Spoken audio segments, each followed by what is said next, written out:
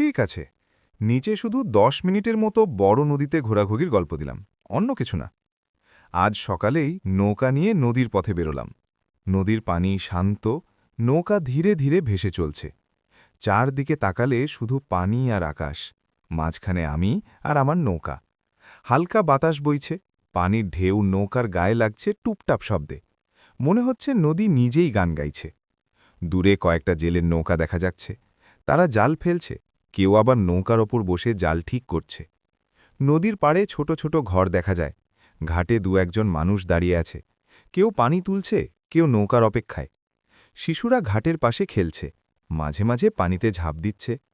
নৌকা সামনে এগোতে থাকে, পানির রং কখনো নীল, কখনো মাটির মতো ঘোলা। সূর্যের আলো পানির উপর পড়ে ঝিলমিল করছে, দেখলে মনে হয় নদীটা সোনার মতো ঝকঝক করছে। হঠাৎ বাতাস একটু জোরে বইতে শুরু করল, নৌকা একটু দুলে উঠল, কিন্তু নদীর মানুষ এসবের সাথে অভ্যস্ত। এই নদীর পথেই কত বছর ধরে মানুষ চলাফেরা করছে। নদীই তাদের রাস্তা, নদীই তাদের জীবন। নৌকা চলতে চলতে সামনে বড় একটা চর দেখা গেল। চরের পাশে কয়েকটা গরু ঘাস খাচ্ছে, দুজন কৃষক দাঁড়িয়ে গল্প করছে। দূর থেকে তাদের কণ্ঠস্বর ভেসে আসছে। আরও সামনে গেলে একটা বড় নৌকা পার হলো, তারা মাল নিয়ে অন্য ঘাটে যাচ্ছে। নৌকা পাশ কাটিয়ে গেলে পানির ঢেউ এসে আমার নৌকায় লাগল। নৌকা দুলে উঠল, আবার শান্ত হয়ে গেল। নদীর মাঝখানে এলে চারপাশ আরও নির্জন লাগে, শুধু বাতাসের শব্দ আর পানির ঢেউ। মাঝে মাঝে পাখি উড়ে যায় পানির ওপর দিয়ে, তাদের ডানার শব্দও শোনা যায়।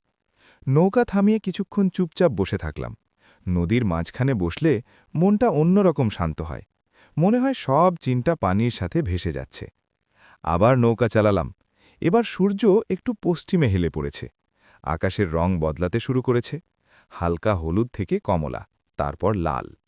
এই সময়ে নদীটা সবচেয়ে সুন্দর লাগে। পানির উপর লাল আলো পড়ে পুরো নদীটা রঙিন হয়ে যায়। দূরের নৌকাগুলো ছায়ার মতো দেখা যায়। একটা ঘাটের কাছে পৌঁছালাম, কয়েকজন যাত্রী নৌকায় উঠল, তারা বাজার থেকে ফিরছে, কেউ ঝুড়ি হাতে, কেউ বস্তা নিয়ে। নৌকা আবার চলতে লাগল, তাদের গল্পের শব্দ, পানির শব্দ আর বাতাস সব মিলিয়ে অন্যরকম অনুভূতি। ধীরে ধীরে সন্ধ্যা নেমে আসছে, আকাশে পাখির দল ফিরে যাচ্ছে, নদীর পাড়ে ঘরগুলোর আলো জ্বলতে শুরু করেছে। নৌকা ঘাটের দিকে ঘোরালাম। আজকের নদীর পথ এখানেই শেষ। নৌকা থামল, পানি শান্ত হয়ে গেল। নদীর দিকে শেষবার তাকালাম, মনে হলো নদীর পথ শেষ হয় না, শুধু মানুষ থেমে যায়।